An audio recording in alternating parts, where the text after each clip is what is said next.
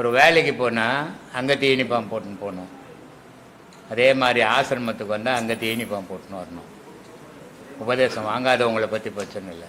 உபதேசம் வாங்கினதுக்கு அடையாளமே அதுதான். இப்படிலாம் வந்தால் நீ உபதேசம் வாங்கின மாதிரியே தெரியல, பாடம் பண்ணுற மாதிரி தெரியல. இடம் பாடம் பண்ணியிருந்தீங்கன்னா மனப்பக்குவப்பட்டிருக்கும். மனப்பக்குவப்பட்டிருந்தால் இந்த இடத்துக்கு போகும்போது நம்ம எப்படி போகணும்னு தெரிஞ்சிருக்கோம். சொல்லு. ஒரு பாட்டுலேருந்து ஒரு கேள்வி. ஒரு பாட்டு. ஒரு பாக்கா? பாட்டு பாட்டு பாட்டா? ஆமாம். ஏன்? சித்தர் பாட்டு. அதான் ஏன்ற அது அந்த வரி ரொம்ப பிரம்மாண்டமாக இருந்துச்சு. சரி, ஒரு விளக்கம் சரியாகவே புரியலை. விளக்கம் எழுதணுங்கிட்ட தான் கேட்கணும், நான் எழுதலையா? உங்ககிட்ட கேட்டால் எனக்கு தெரியாதுப்பா, சொல்லு. விந்து நிலை தனியறிந்து விந்தை கண்டால் விதமான நாதம் அது குருவாய் போகும். அந்தமுள்ள நாதம் அது குருவாய் போனால் ஆதி அந்த மானகுரு நீயே ஆவாய். சந்தேகம் இல்லையட குலத்தேரே சகலகல்யா ஞானம் எல்லாம் இதற்கோவாதுன்னு சொல்லியிருக்காங்க. இந்த வரி எல்லா வரியோட பிரம்மாண்டமாக இதை சொல்லியிருக்காங்க. சரி, அது என்ன, எதுக்காக அப்படி சொல்லி? இதெல்லாம் உனக்கு எதுக்கு? இது நல்ல பாடம் பண்ணுறவங்களுக்கு ஓணும். சும்மா பாட்டு படிக்கிறதால ஒன்றும் வராது. இப்போது இன்றைக்கி ஆன்மீகம் எப்படி இருக்குதுன்னா புத்தகத்தில் இருக்குது. ஆன்மீகம் புஸ்தகம் படிச்சுட்டு குருமார்களை மாறிக்கின்னுக்குறாங்க. அதனால் இவனுக்கும் பயன் இல்லை, இவன் சொல்லிக் கொடுக்குறவனுக்கும் பயன் இல்லாமல் போகும். ஆன்மீகம்ன்றது அனுபவித்து சொல்லிக் கொடுக்கணும். அப்போ அனுபவிக்கிறதுக்கு குறைஞ்சது ஒரு 25 வருஷமாவது ஆகணும். அதுக்கப்புறம் தான் வெளி உலகத்துக்கு வந்து பேசணும். இன்றைக்கி 10 வயசு 15 வயசுலேயே குருமார்களை மாறிக்கினுக்கிறதுக்கு காரணம் என்னன்னா அனுபவம் இல்லை. அதனால் கெட்டு தான் போகும். அதனால் இந்த பாடல் எல்லாம் வந்து உச்சக்கட்ட பாடல், அகஸ்தியர் பாடல். இது வந்து உச்சக்கட்ட பாடல். இது நிறைய பாடம் பண்ணி அந்த நிலையில் நிற்கிறவங்களுக்கு என்ன வேலை செய்கிற? நான் கம்ப்யூட்டர் இன்ஜினியரிங். அதை பாரு, பொழப்ப பாரு. இதெல்லாம் உனக்கு எதுக்கு இவ்வளோ படித்த? 4 ரூபாய் சம்பாதிக்க தானே. நல்லா சம்பாரி, நல்ல பணக்காரன் அவள் காரில் சுற்று. அதை விட்டு போட்டு இந்த விந்து நிலையெல்லாம் தேடினாக்கா வேலை வெட்டி கம்ப்யூட்டர்லாம் விட்டுடுவேன். இது வந்து வேலை வெட்டி இல்லாதவன் போகணும், வாழ்க்கையில் எதுவும் கிடைக்காம போகிறவனும் கடவுளாவது கிடைக்கட்டும்னு தேடுறவனுக்கு தான் இது லாக்கி. நீங்கள் காசு பணம் செலவு பண்ணி உங்களை பெற்று உங்கள் கம்ப்யூட்டர் வரைக்கும் இது கம்ப்யூட்டர் சயின்ஸ் படிக்க வச்சுக்கிறாங்கன்னா அவங்க எவ்வளோ எதிர்பார்ப்போடு உங்களை படிக்க வச்சுருப்பாங்க. அப்போ அவங்களுக்கு 10 ரூபா நீங்கள் சம்பாதிச்சு கொடுக்கணும். நீங்கள் இந்த பாட்டெல்லாம் தேடினீங்கன்னா இது என்ன சொல்கிறாரு அதில் பாட்டில் என்ன புரிஞ்சுதா உனக்கு? இது கொஞ்சம் கரெக்டாக இருக்குமா கூட தெரியல. என்ன புரிஞ்சு சொல்லு பார்க்கலாம். அதை நம்ம அதோட நிலையை அறிஞ்சிட்டா நம்மளுக்கு ஒரு நல்ல ஞானம். அது எல்லாருக்கும் தான் தெரியுது, நிலையை அறிஞ்சிட்டா. பாட்டில் என்ன சொல்கிறாருன்னு கேட்டேன் நான். அது தெரியலங்க உங்ககிட்ட. தெரியலையா? தெரியாது. எதுனா ஒரு பேப்பர் எடுத்து படிக்கிறதா இல்லை என்ன தூக்கி தெரியுதா? உச்ச நிலையில் போனால் விந்துன்றது உலக உற்பத்திக்கு தேவை. அதே நேரத்தில் இந்த விந்துன்றது கடவுள் அடையிறதுக்கு அதான் தேவை. விந்து இல்லைன்னு நொந்து விட்டு கெட்டானோ, விந்தை விட்டவன் நொந்து கெட்டானோ. அப்போ இந்த விந்தாகப்பட்டது வெளியே போச்சுன்னா அது பொண்டாட்டி பிள்ளைங்களுக்கு தான் உதவும், உலகத்துக்கு தான் உதவும். அதே விந்து திருப்பி மேல் பக்கமாக ஏற்றினீங்கன்னா கடவுள் அடையிறதுக்கு அதே விந்து தான் ஓணும். அதனால தான் நான் சொல்லியிருப்பேன், இளமையில் பிடிங்க இதை, அப்போ தான் நீங்கள் கடவுள் அடைய முடியும். இல்லைன்னா அந்த பாதையில் இருக்கலாம், கடவுள் அடைய முடியாதுன்னு சொல்லியிருப்பேன். அதை மாதிரி அந்த விந்துவை மேலே போச்சுன்னு சொன்னால் உனக்கு வேற்றுமை, வேலை, வெட்டி, குடும்பம் எதுவும் தெரியாது. அதில் என்னென்ன இருக்குது அந்த விந்தில்? இப்போ ஒன்றுக்கு பிடிச்சி சாப்பிட்டு பார்த்தீங்கன்னா உப்பு கறிக்கும், அவ்வளோதான். ஒரு சுவை தான் இருக்கும். எச்சியை பிடிச்சி சாப்பிட்டு பார்த்தீங்கன்னா சப்புன்னு தான் இருக்கும், ஒரு சுவை தான் இருக்கும். ஆனால் விந்துவை பிடிச்சி சாப்பிட்டீங்கன்னா 5 சுவை இருக்கும். அதில் 5 பஞ்சபூதம் அதில் அடக்கும். அந்த 5 பஞ்சபூதம் அதில் இருக்குதுன்னு நீ உணரணும், தெரிஞ்சுக்கணுன்னா அது கூட நீ உறவாடணுன்றான். அதனால் சொன்னான் விந்து நிலை தனி அறிந்து விந்தை கண்டால் அதில் அதிசயங்கள் இருக்குதுடானா. விந்தைன்னா அதிசயம். அந்த அதிசயங்களை நீ அறியணும், அப்போ தான் நீ ஆன்மீகவாதி. அந்த அதிசயத்தை அறியாத ஆன்மீகம் புஸ்தகத்தை பார்த்து படிக்கிறதாலேயோ புஸ்தகத்தை பார்த்து பேசுறதாலேயோ ஆன்மீகம் எல்லாரும் வராதுறான்ட்டான். புலத்தை என்னன்னா சீடனேன்னு அர்த்தம். குரு சீடனுக்கு சொல்லி கொடுக்கறது. அதனால சொன்னார், விந்து நிலை தனை அறிந்து விந்தை கண்டால் விதமான நாதம் அது குருவாய் போகணும், ஓசை வந்துடும். இங்கே நம்ம ஆசிரமத்தில் நிறைய பேர் எனக்கு ஃபோன் பண்ணுறாங்க, சாமி காதில் என்னமோ வண்டு கத்துது, நான் வேலை வெட்டி என்னால் செய்ய முடியலன்ட்டு. சும்மா வண்டு கத்துற மாதிரியே கத்துனாவே வேலை வெட்டி செய்ய முடியல, ஒன்று இடி இடிக்கிற மாதிரி இடிச்சு தானே எங்கே இந்த வேலை செய்வான். ஆன்மீகம்ன்றது இன்றைக்கி எப்படி போய்க்குன்னா, இவன் எப்படி வீட்டில் இருந்து ஆசிரமத்துக்கு போனான்னா ஆசிரமத்தில் வீட்டுக்கு போகணும், அதே மாதிரி இருக்கணுன்றான். மாறுபட்ட நிலைக்கு வழிக்கு போயின்னுக்கிறோம் நம்ம. அப்போ நம்ம செயல் மாறும், நம்ம மனம் மாறும், எண்ணம் மாறும் அப்படின்றத உணர முடியல ஒன்றும். ஏன்னா அந்த மாதிரி ஆன்மீகத்தை இப்போ பழகிக்கின்னுக்குறாங்க. ஒரு பாதையில் இருந்து இன்னொரு பாதைக்கு எதுக்கு போகணும்? போக வேண்டியதே இல்லையே. போகிறது ஒன்று அனுபவிக்க தானே போகிறோம். அப்போ கடவுள் பாதையில் போகும்போது நம்ம மாறுபடுறோம், நம்ம மனசு மாறுது, நம்ம செயல் மாறுது, நம்ம எண்ணங்கள் மாறுது அப்படின்னு தெரிஞ்சுக்கிறது தான் இந்த பாதை. அப்போ மாறுபட்ட செயல்கள் நடக்கும். அதுக்கு பயந்துட்டா எங்கேருந்து ஆன்மீகத்தில் நீ பயணம் பண்ணுறது? நிறைய இன்னைக்கு அது மாதிரி ஃபோன் பண்ணுறாங்க. அதனால சொல்கிறாரு, அந்த நாதம் உனக்கு குருவாக மாறிடண்டா, அதன் கூடவே நீ பயணம் பண்ணு. நீ உலகத்தில் ஜனனம் பண்ணும்போது எப்படி இருந்தியோ அப்படி மாறிடுவே அப்படின்றார். ஜனனம் பண்ணும்போது இருந்த மாதிரி நீ மாறினீன்னா உனக்கு எது கம்ப்யூட்டர் சயின்ஸு, கம்ப்யூட்டர் கிளாஸ் இருக்குது, கம்ப்யூட்டர் படிப்பு இருக்குது. இதெல்லாம் பணம் சம்பாதிக்கிறதுக்கு வயிற்றுக்காக படித்த படிப்பு. அதை விட்டுப்பட்டு இதெல்லாம் இப்போ தேடினீங்கன்னா நீங்கள் இதெல்லாம் இழந்துருவீங்க. சரிங்க ஐயா, வணக்கம்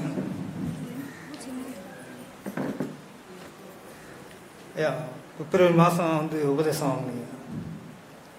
அதுக்கு முன்னாடி யாரும் விட்டுட்டு போனால் தம்பியோ சொந்தக்காரங்களோ திட்டுனா கோவம் வரும். கோவம் வருங்கய்யா. முன்னாடி உபதேசம், ஆமாம், உபதேசம் வாங்கின பின்னாடி நம்மளுக்கு அப்படித்தான் திட்டுவாங்க. உங்கள் பேச்செல்லாம் கேட்டு நம்மளுக்கு மன வலிமை வந்துருக்கு அந்த உபதேசம் வாங்கின பின்னாடி. சந்தோஷம். அப்புறம் அப்பா மே மாதம் இறந்துட்டார். மே மாதம் இறந்துட்டாருங்க. அவர் அப்பாவாச்சு, இறந்து தான் ஆகணும். பிள்ளையா இருந்து போறேன்னா அதான் இறந்து போயிட்டு விட்டேன். செத்து போட்டுன்னு விட்டேன். அண்ணன் பேரும் யாரும் எனக்கு கூட ரொம்ப வருத்தமா இருக்குது. ஏன்னா எங்க அப்பாவும் எங்க அம்மாவும் இருந்தாங்க, இந்த மாதிரி கூட்டம்லாம் கூட்டி நான் பேசல. அப்போ இப்ப மனசு கஷ்டமா இருக்குது. எங்க அப்பாவும் எங்க அம்மாவும் ஒரு பக்கம் உட்கார வச்சுட்டு இந்த மாதிரி பேசி இந்த சந்தோஷப்பட்டிருப்பாங்க. இல்லையேன்னு வருத்தமா தான் இருக்குது. என்ன பண்றது, போயிட்டாங்க. அப்பா எல்லாம் போய் தான் ஆகணும், பிள்ளைங்களே போய் தான் ஆகணும். உடம்புல எவ்வளவு மூச்சு வச்சுக்குதோ அவ்வளவுதான் வாழ்வு.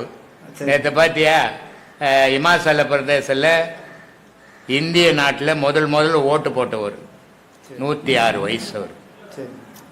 அவர் இறந்துட்டார். அவர் தான் முதல்ல இந்திய பெருங்குடி மகனம். 106 வயசு வரைக்கும் அவர் வாழ்ந்து பல தொண்டுகள் செய்திருக்கிறார் அவர். சரிங்க. ஆனால் அவருடைய வாழ்நாளில் அவர் ஆசிரியராக இருந்துக்கிறாரு, பல தொண்டுகள் செய்துக்கிறாரு. இப்போ 106 வயசுல இறந்துட்டாரு. இந்தியாவினுடைய பெரும் குடிமகன் பட்டம் போட்டிருக்கிறாங்க. சரி. உங்க அப்பா என்னென்ன செய்தாரு? அப்பா எங்களுக்கு தான் எங்களை வளர்த்தாருங்கய்யா. ஏன்பா எங்களை வளர்த்தாரு, படிக்க வச்சாரு. இது என்ன நாய்க்குட்டி கொடுத்தா வளர்க்குது? ஆமாய்யா. நம்ம கிட்ட ஒரு நாய் இருக்குது, இறந்துட்டாண்டு நான் விட்டுட்டேன். என்ன அப்பா அம்மா வளர்க்கறது பெரிய விஷயம் இல்ல. ஊட்ட தாண்டி நீங்க என்ன செய்தீங்க உலகத்துக்கு, அத யோசி. அதை ஊட்டப்பட்டு எங்க அப்பா என்ன காப்பாத்தா, பின்ன அப்பா அம்மா இல்லைன்னா புள்ள எங்கிட்டு வருவான். சரிங்க, அதை காப்பாத்தங்க. இறந்துட்டும் விட்டாச்சு. அப்புறம் உங்க பேச்சு தான் நீ இருக்கும் போது என்ன செய்யணும்னு யோசி. போன ஒரு கதையை ஏன் பேசுங்கிற? சொல்லு. உபதேசம் ஆன முன்னாடி நல்லா. சரி, உபதேச கதையை விட்டு உபதேசம் வாங்கினா முடிஞ்சு போச்சு. மன வலிமையா இருக்கு, மன வலிமையா இருக்கு, வேலையில நல்லா இதா இருக்கு. இதான் பல பேருக்கு சொல்லி இந்த பாடம் பண்ண எனக்கு தள்ளாட்டம் வராது, மன உறுதியா இருக்கும். உபதேசம் வாங்கறதால வராது, பாடம் பண்ணீங்கன்னா பாடம் பண்ணணும். என்ன நான் கொம்பத்தை அடிக்க முடியும் எல்லாரும் குழந்தைங்களா உங்க. அதனால சொல்றது என் வேலை, செய்யறது அவங்க வேலை.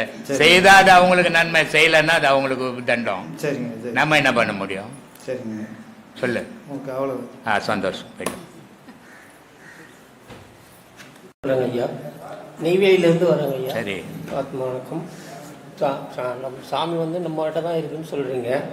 ஆனால் எனக்கு ஒரு சந்தேகம் என்னென்னா, இந்த கோயிலெல்லாம் மாரியம்மன் கோயில் அங்கெல்லாம் சாமி ஆடுறாங்க, இந்த காவடின்னு சொல்லி எடுத்து மேலே ஊக்கெல்லாம் போட்டு இதெல்லாம் போட்டு ஆடுறாங்க, தொங்க விட்டுட்டு போகிறாங்க. அப்போ அதெல்லாம் எப்படி அவங்களால முடியுது அப்படின்னு கேட்குறேன். எத்தனையோ வீடியோவில் சொல்லிக்கிறேன். ஒரு ஊருக்கு போனேன், திருச்சிக்கு. ம்.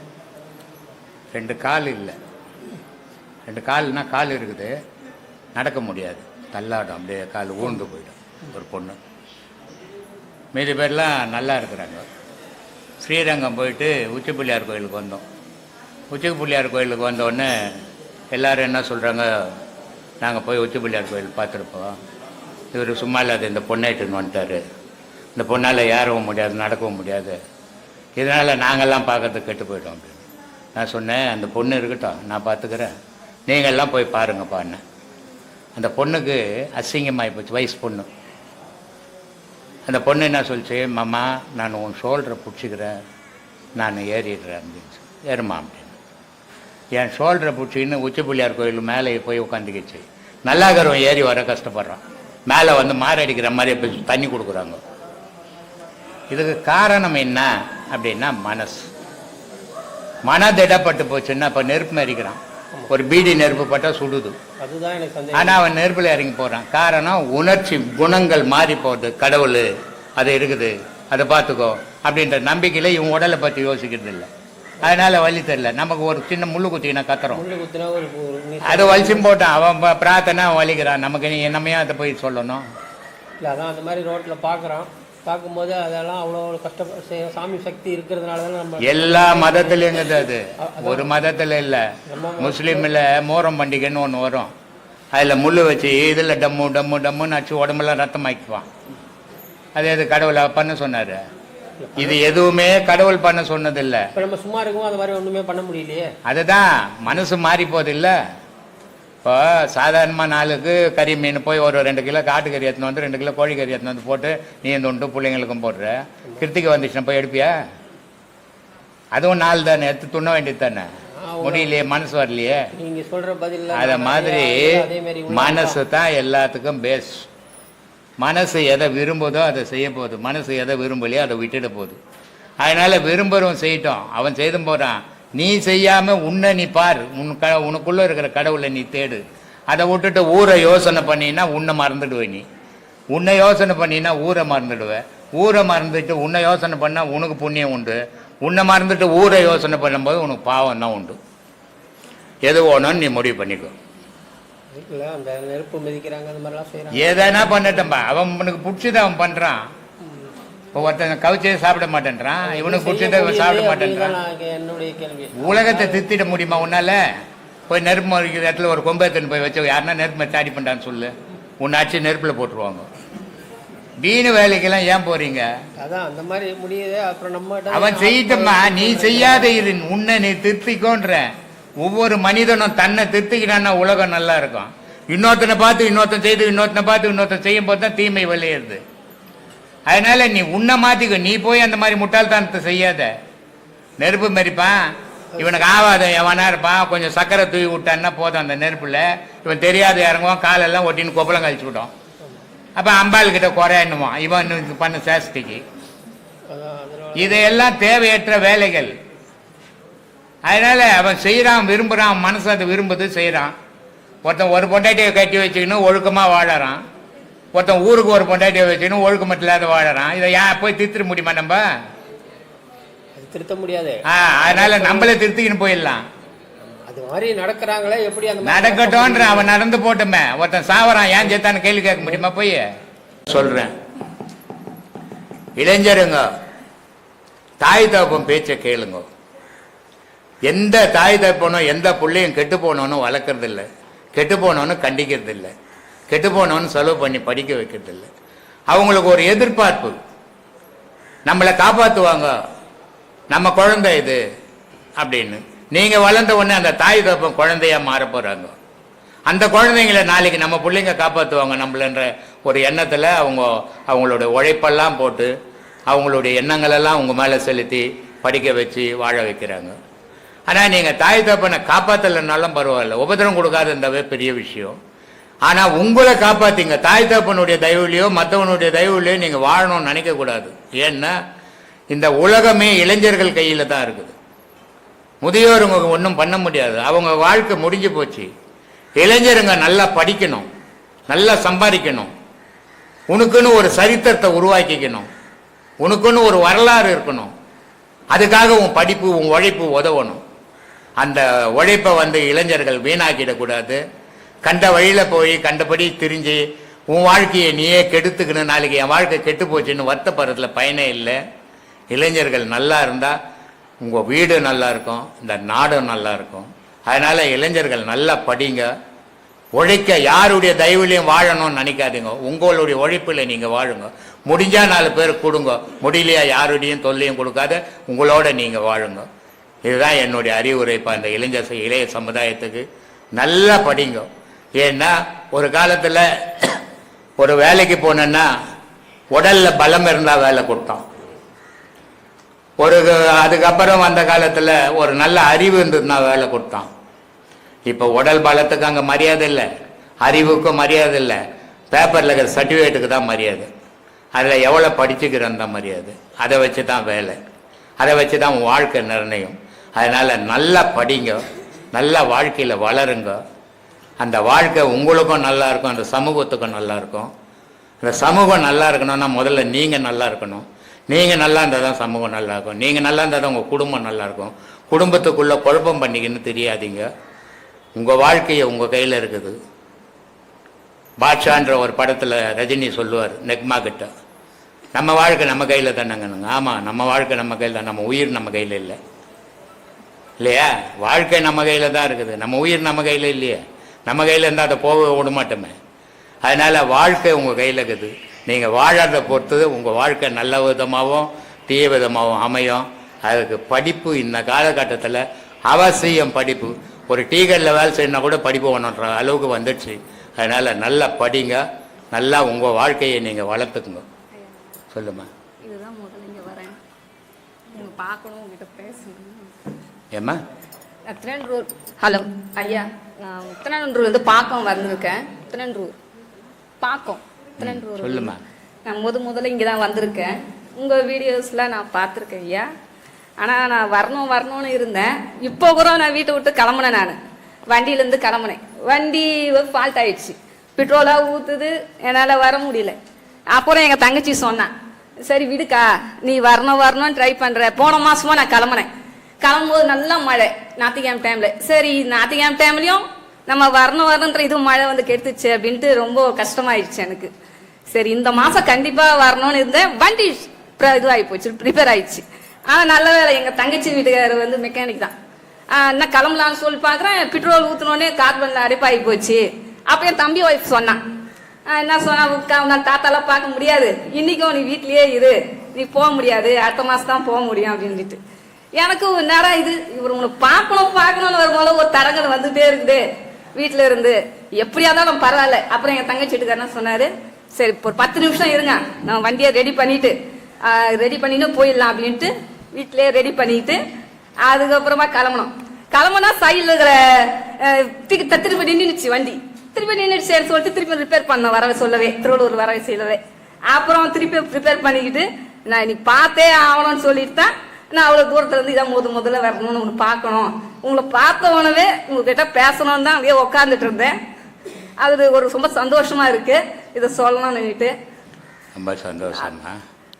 ஒரு கல்யாண பொண்ணு இருக்குது, அந்த கல்யாண பொண்ணு ஒரு பையன் பார்க்குறான், பிடிக்கல போயிடுறான். இன்னொரு பையன் பார்க்குறான், பிடிக்கல போயிடுறான். ஆனால் அந்த கல்யாண பொண்ணை 10 பேர் பார்த்தோம், கல்யாணம் ஆகாதியா இருக்குது, யாரோ ஒருத்தன் கட்டிக்கிறாங்க. அது மாதிரி முயற்சிகள் நமது, முடிவுகள் அவன். உண்மையில ரொம்ப நாளா ஒவ்வொரு தோல்வியிலையும் ஒரு முயற்சி வந்துக்கினே இருக்கும். தோல்வின்னு மனுஷனுக்கு ஒன்று இல்லைன்னா முயற்சின்னே ஒன்று இருக்காது. அவன் தோல்வி அடைய அடைய அடைய எவ்வளோ வாட்டி தோல்வி அடைகிறானோ அவன் முயற்சி அடுத்தது பண்ணிக்கினே இருப்பான். அது மாதிரி அந்த முயற்சி இன்னைக்கு உங்களுக்கு இங்கே சேர்த்து ரொம்ப நாளாவே நான் வரணும்னு இருந்தேன். கிட்டதான் எங்களுக்கு ஆனா சந்தர்ப்பம் காரிக்கல, வீட்டுக்காரர் இருந்துட்டு ஞாயிற்றுக்கிழமை எங்க அப்படி செய்யறது அதை செய்யறதுன்னு சரியா இருந்தது. மழையும் ஒரு காரணமாயி போச்சு. சரி மழை ஆயிடுச்சுன்னுட்டு இன்னைக்கு கிளம்பி வீட்டை விட்டு வெளியே அம்மாவிட்ட, சரி அம்மாட்ட சொல்லிட்டு போயிடலான்னு என் தமிழ் பொண்டாட்டி சொன்னா, நான் கிளம்பிடுறேன் அப்படின்னுட்டு, இனிமேல் தாத்தா பார்க்க போலான்னு பாட்டு பெட்ரோல் ஊத்துது, அவள் தான் ஃபால்ட் ஆயிடுச்சு வண்டி. இவங்க நான் சரி வீட்லயே இருந்தேன். நல்லபடியா வந்து தங்கச்சி வீட்டுக்கார ரெடி பண்ணி ஒரு 1/2 மணி நேரம் இருந்தாலும் பரவாயில்லன்ட்டு ரொம்ப தூரம். ரொம்ப சந்தோஷம் ஐயா. பூ, பழம், வெத்தலை, பாக்கு, கற்பூரம், இதுக்கு விவரம் சொன்னீங்க. அதை நான் கேட்டேன். 2020 கேட்டேன். கேட்டவுடனே ஐயா சொல்கிறாரு கரெக்டாக இருக்குது, நீங்கள் சாமியை கும்பிடல, 5 பஞ்சபூதத்தை தான் கும்பிடுறீங்க அப்படின்னு சொன்னீங்க. நீங்கள் சொன்னோன்னே உங்கள் வீடியோ எல்லா வீடியோவும் நான் பார்த்தேன். பார்த்துட்டு ஐயா சொல்கிறது கரெக்டான வழி, நம்ம அந்த வழியில் போகணும் அப்படின்னு சொல்லி வந்தேன் ஐயா. வந்து 4 உபதேசம் வாங்கியிருக்கேன். மனசுக்கு வந்து ரொம்ப நிம்மதியாக இருக்குது. எந்த ஒரு கஷ்டம் வந்தாலும் வந்து பாடம் பண்ணுறதுனால வந்து எந்த ஒரு பிரச்சனையாக இருந்தாலும் சமாளிக்கக்கூடிய ஒரு தெம்பு கிடைக்கிது ஐயா. அது எனக்கு ரொம்ப சந்தோஷமாக இருக்குது. அது நீங்கள் சொன்னதுனால தான் வந்து இப்போது எந்த ஒரு கஷ்டமாக இருந்தாலும் தாங்கக்கூடிய சக்தி எனக்கு கிடைச்சிருக்கு ஐயா. அது உங்களால் தான் ஐயா. உங்களோட பேச்சு தான் எனக்கு வந்து ஒரு மனசுக்கு ஒரு ஆறுதலாக இருக்குது. ரொம்ப சந்தோஷமாக இருக்குது. இந்த மனுஷனுடைய நிலை எப்படிப்பட்டது அப்படின்னா, ஒரு சந்தோஷம் வருதுன்னா அவன் மனசு தன்னறியாமே ஒரு உணர்ச்சியில் வசப்பட்டு, அதே நேரத்தில் ஒரு துக்கம் வருதுன்னு சொன்னால் அவன் தன்னறியாமே விழுந்துடும். ஆனால் இந்த பாடத்தினுடைய வலிமை என்ன, அந்த எந்த மாதிரியான பிரச்சனைகள் வந்தாலும் பார்த்துக்கலாம் கூட கடவுளுங்கிறான்ற ஒரு நம்பிக்கையை உண்டாக்கிடும், மனோதிடத்தை உண்டாக்கும், எதையும் சந்திக்க முடியும், சாதிக்க முடியும் அப்படின்ற ஒரு வைராக்கியம் வரும். அதுதான் இந்த பாடத்தினுடைய சிறப்பு. இதே இன்றைக்கி ஜனவரி 1ஆம் தேதி மலேசியாவில் தியான மண்டபம் ஓப்பன் பண்ணாங்க. எனக்கு கோவில் கட்டி 2வது வருஷம். இந்த 2வது வருஷத்து அன்றைக்கி எல்லாரும் அங்கே பேசியிருக்கிறாங்க. இது வரைக்கும் மலேசியாவில் எந்த சாமியாருக்கும் இல்லாத அளவு அவ்வளோ கூட்டம், அவ்வளோ சிறப்பு, அவ்வளோ ரொம்ப அருமையாக செய்கிறாங்க. என்னை கூப்பிட்டுக்கினேங்கிறாங்க. நம்ம உடம்பு ஒத்துழைக்கல, நான் போகிற மாதிரி இல்லை. ஆனால் இருந்தாலும் அந்த மக்களை என்ன சொல்கிறாங்க அப்படின்னா, நாங்கள் இங்கே வந்து தடுக்கி விழுந்தால் மாந்திரிகத்துக்கு தான் போயிடுவோம். இங்கே மாந்திரிகம் தான் மலேசியாவில் ரொம்ப முக்கியமாக இருந்தது. ஐயா வந்து போன பிறகு ஐயாவனுடைய பேச்சை கேட்டு, ஐயாவனுடைய உபதேசம் கேட்டு இன்றைக்கி மாந்திரிகம்ன்றது மலேசியாவில் அடிபட்டு போச்சு. இன்றைக்கி நாங்கள் தைரியமாக வாழறோம் அப்படின்றாங்க. காரணம் என்னென்னா, இங்கே நான் ஒன்றும் பண்ணுறதில்லை. ஆனால் இந்த பாடம் அவங்களுடைய மனநிலையை மாற்றிட உறுதி பண்ணிடும். அந்த உறுதியோட மனுஷன் வாழும்போது ஒவ்வொரு செயலையும் சீரான முறையில் செய்வான். ஆனால் மனம் தள்ளாட்டம் வரும்போது அவன் செய்கிறது அவனுக்கே நம்பிக்கை இல்லாத, இது செய்கிறோம் சரியா வருமா, சரியா வராதா, இல்லை எல்லாம் மாட்டிக்குமா அப்படின்ற எண்ணம் வரும். இந்த பாடம் பண்ணுறவனுக்கு அது வராது. செய்கிற வந்தவற்றை வர பண்ண போட்டோம் அப்படின்ற தைரியம் வரும். அதுக்காக தான் இந்த பாடத்தை பண்ணுங்கன்னு பேசுகிறாங்க. உனக்கு அது மாதிரியான ஒரு நிலை ஏற்பட்டது ரொம்ப சந்தோஷம். நல்லா ஆத்மா ஆத்மா வணக்கம் ஐயா. ஐயா சொல்லுப்பா. பிணி, பசி, மூப்பு, துன்பம், இதுக்கான விளக்கம் ஐயா. விளக்கம் ஐயா. என்னென்ன விளக்கம் ஒன்னொன்னா சொல்லு. பிணி, பிணி நோய். பசி, பசி, சோறு. மூப்பு, மூப்பு வயசாகி போச்சு உனக்கு. நீ பிறக்கும்போது இந்த எதுவா இருக்கிறப்பா இல்லையா? இப்போ வளர்ந்துட்டு இல்லை, மூப்பு வந்துடுச்சு உனக்கு. அப்புறம் துன்பம் ஐயா. துன்பம். ஆமாம், உதப்பாட்டு சாகுறோம் ஊர் உள்ள இவ்வளோதான் நாள். சரிங்க, சரி, நன்றி ஐயா. ஆத்மா ஆறும் மீனை பலதரம் நல்ல தண்ணீரில் கழுவினாலும் அதன் நாற்றம் போகுமோ? இந்த மனுஷனுக்கு, ஆசையுள்ள மனுஷனுக்கு எவ்வளோதான் அறிவுரைகள் சொன்னாலும் அவனுடைய ஆசை தீராது. அவன் ஆண்டவனை தேடுறதும் கிடையாது. ஆனால் ஆண்டவனை தேடுற மாதிரி பாவனைகள் பண்ணுறான் அப்படின்றதுக்காக பாம்பாட்டி சொல்கிறாரு, இதை போய் நான் காசிக்கு போய் வந்தேங்க, நதியில் நீராடின போகும் அவன் பாவம் அப்படின்னு கேள்வி கேட்குறாரு. அதனால் சொல்கிறாரு, நாரும் மீனை பலதரம் நல்ல தண்ணீரில் நாளும் கழுவினாலும் நாற்றம் போமோ? கூறும் உடல் பல நதி ஆடி கொண்டாடிதால் கொண்டகோலம் நீங்காது என்று ஆடு பாம்பேன்றார். 10 பைசா வட்டி கூட்டுக்குன்னு நான் காசியில் போய் தலைமை விட்டு வந்துட்டேங்க, என் பாவம்லாம் போயிடுச்சுன்னா போகுமா? ஒருபோதும் போகாது. நல்லா 4 ஞாயிற்றுக்கிழமை ஆச்சுன்னா 4 கோழி அறுத்து துண்ணுப்பட்டு என் பாவம் போச்சுங்க, நான் கங்கையில் நீராடினேன்னா போகுமான்னா போகாது. ஏன்னா இதை ரொம்ப அழகாக ராமகிருஷ்ண பரமஹம்சர் சொல்லுவார். காசியில் போய் நான் நீராடிட்டு வந்த சாமி, என் பாவம்லாம் போயிடுமா அப்படின்னு கேட்கும்போது, போயிடும்பா, நீ எப்பப்பா நீராடினன்னு கேட்குறாரு. மனசில் இருந்த ஆசையை காசியில் விடணும். இனி என் வாழ்நாளில் நான் வட்டிக்கு யாருக்கும் கொடுக்க மாட்டேன், வட்டி வாங்க மாட்டேன். இனி என் வாழ்நாளில் எந்த உயிரையும் கொல்ல மாட்டேன். இனி என் வாழ்நாளில் யாருக்கும் துரோகம் பண்ண மாட்டேன் அப்படின்னு வாழ்க்கையில் கடைபிடிச்சால் பாவம் போகும் நதியில் நீராடினா. ஆனால் நதியில் போய் நீராட்டி வந்தாலும், குளத்தில் போய் நீராட்டி வந்தாலும், ஏரியில் போய் நீராட்டி வந்தாலும் உன் பாவத்தை நீ தான் தீர்க்கணும். இதை ரொம்ப அழகாக பாம்பாட்டி சித்தர் சொல்கிறார். நீ என்னதான் 10 வாட்டி போட்டு அதை தண்ணியில் நல்ல தண்ணியில் கழுவினாலும் அதனுடைய நாற்றம் போகாதடா. ஏன்னா மனுஷனுடைய வாழ்க்கை அப்படி ஆயிட்டுக்குதுடான். அதனால் சுத்தமாக நம்மளை சுத்தப்படுத்திக்கிறதுக்கு முயற்சிகள் பண்ணுங்க. நம்மளை சுத்தப்படுத்துறது தான் அந்த யோக பயிற்சி. அந்த யோக பயிற்சியை சீரான முறையில் பண்ணுங்க. உபதேசம் வாங்கிறதால ஒரு பயணம் கிடையாது. எல்லாருக்கும் சொல்கிறேன் நான், உபதேசம் வாங்கிறதால ஒரு பயணம் கிடையாது. அதை சுத்தப்படுத்தும். சொல்லுப்பா. என் பேர் ராமமூர்த்தி, விழுப்புரத்துலேருந்து வரேன். கர்ணனுடைய அப்பா யார் ஐயா? சூரியன். அவர் நம்ம இதுமாரி பேர் சொல்லலை. சூரியன்றது நம்ம மனசில் பார்த்துருக்கோமா? மனசால் தானே அவர் சூரியன்றது நம்ம இது வரைக்கும் கேள்விப்பட்டதுனால தான் உங்கள்கிட்ட கேட்கணும்னு சொல்லிட்டு. கர்ணனுடைய அப்பா யார்? யாருடைய அப்பா? கர்ணனுடைய அப்பா சூரிய பகவான். சூரிய பகவான் சொன்னாங்க. அப்போ அவங்க அர்ஜுனன் இவங்க எல்லாமே அவர் தான், எல்லாம் அவங்க தான். அவர் தானப்பா 5 பேருக்கும்?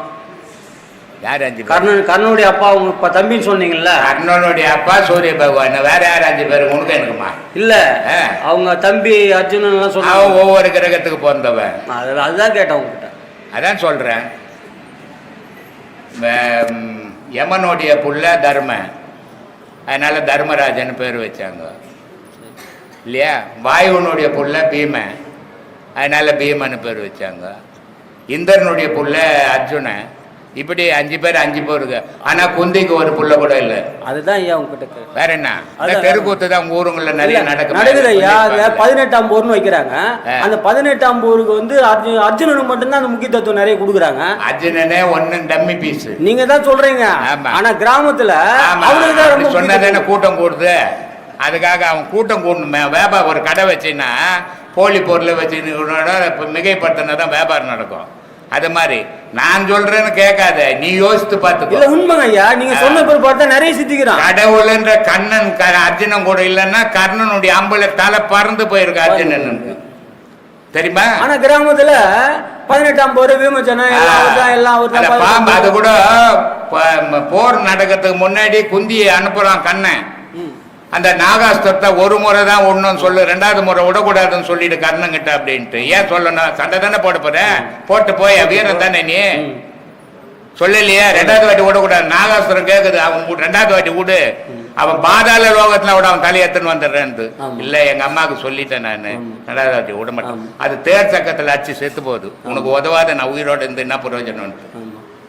அப்புறம் என்ன? இல்ல நீங்க சொன்ன நிறைய சிந்திச்சு பார்த்தோம். நம்ம இந்த நிறைய 18ஆம் போர் அந்த எல்லாம் வைக்கும்போது நிறைய இடத்துல கிராமத்துல எல்லாம் நீங்க சொன்னீங்க சும்மா அவன் வேஸ்ட் ஒண்ணும் இல்லாதவன் கண்ணனை வச்சிருந்தான் ஜெயிச்சான் அப்படின்னு சொன்னீங்க. சரி, நீ அவனை உயர்ந்தவனாதான் வச்சுக்க. இப்ப என்ன இல்ல, அது விவரத்தை கேட்ட வேற ஒண்ணும் ஐயா, நமக்கு சந்தேகம் இருந்தது எனக்கு, அதனால கேட்டேன். சரி சாமி. நம சிவாயனும் ஒன்று தான். நம்ம பூஜை சாமான் கூட வாழைப்பழம், வெத்தலைப்பாக்கு, தேங்காய், பூ, கற்பூரம் எல்லாம் நம்ம தான். அதே மாதிரி பஞ்சபூதம் நானும் எல்லாமே ஒன்று தான் சாமி. அதுதான் வீடியோவிலே சொல்லிக்கிறேன்ப்பா. இது வரைக்கும் யாரும் சொல்லலை, ஜனங்களுக்கும் அது தெரியல. அதே மாதிரி கோயிலுக்கு 2 வாழைப்பழம் வாங்கிக்கிறீங்க, இங்கே பூ எடுத்துக்கிறீங்க, தேங்காய் எடுத்துக்கிறீங்க, கற்பூரம் எடுத்துக்கிறீங்க, வெத்தலைப்பாக்கு எடுத்துக்கிறீங்க. ஆனால் கோயிலுக்கு போகிறேன்னு தெரு ஃபுல்லாக ஊரில் இருக்கிறவங்களாம் நீ கோயிலுக்கு போகிறத பார்க்கறதுக்கு ஒரு கூடை வேறு எடுத்துக்கிறீங்க, வெள்ளி கூடை. ஆனால் அது எதுக்கு உடைக்கிறோம், ஏன் உடைக்கிறோன்னு யாருமே யோசிக்க மாட்டேறீங்க. அதே நேரத்தில் கோயிலில் இருக்கிற ஐயரும் உங்களுக்கு கேட்க மாட்டேன்றீங்க, அவரும் உங்களுக்கு சொல்கிறதும் இல்லை. அது எதுக்காக அப்படின்றத நான் ஏற்கனவே பல வீடியோக்களில் சொல்லியிருக்கிறேன். வெத்திலைன்றது காற்று, பாக்குன்றது நீர், கற்பூரம்ன்றது நெருப்பு. இந்த 3 தான் உலகத்தில் ஏக்கும். நீர், நெருப்பு, காற்று, இந்த 3 தான் ஏக்கும். மீதி பூமி மண்ணும் ஆகாயமும் அசைவில்லாத நிற்கிது. அப்போது பூமின்றது வாழைப்பழம், அது பயஞ்சிக்கினே அந்த இன்னோட இருந்துக்கினே இருக்கும். பூன்றது ஆகாயம், நசுக்கினா காணாமல் போயிடும். அப்போ இந்த 5 பஞ்சபூதத்தை வச்சு தான் கற்பூரம் கொளுத்தி வழிபடுறீங்க. இதை ஏற்கனவே சொல்லிக்கிறேன். தேங்காய் எதுக்காக உடைக்கணும்? தேங்காய் வாங்கிட்டு போகிறீங்க, சாமிக்கு உடைக்க போகிறேன்றீங்க. ஆனால் தேங்காவை உடைச்சி எப்போவாவது சாமி பக்கம் வச்சிங்களா? ஓடை இல்லை சாமி பக்கம் வச்சுட்டு உங்கள் பக்கம் இல்லை தேங்காவை வச்சுக்கிறீங்க. அப்போ அது காரணம் என்ன? கடவுளை வழிபடினா உன் உள்ளம் அந்த தேங்காய் மாதிரி வெள்ளையாக ஆகணும். மேல் மட்டை மாதிரி அழுக்காக இருந்ததுன்னா நீ கடவுளை அடைய முடியாது. அப்போ மேல் 3 மட்டையை நீக்கணும். மேல் மட்டை நீக்கணும், ஓடை நீக்கணும், காயை நீக்கணும். இது 3 நீக்கினா உள்ளகிற நீர் அமுதம் கிடைக்கும், உனக்கு ஆண்டவன் கொடுப்பான் அப்படின்னா. அதுக்காக இதெல்லாம் செய்கிறீங்க. சாமி, நான் இப்போ எந்த கோயிலுக்கு போனாலும் அன்பே சிவம் மனமே குருன்றதாக வருது. அதே மாதிரி சத்தம் சித்தம் என்ன அது எனக்கு எங்கே போனோம் எந்த கடவுள் பார்த்தா இதே மந்திரம் தான் வருது. எனக்கு இதே தான் இப்போது திருப்பதிக்கு போனோம் அதுதான், சபரிமலைக்கு போனோம் தான், இது எங்கே போனோம் இதே தான் வருது சாமி. கடவுளில் வேற்றுமையே கிடையாதுப்பா, மனுஷனுடைய மனசில் தான் வேற்றுமை.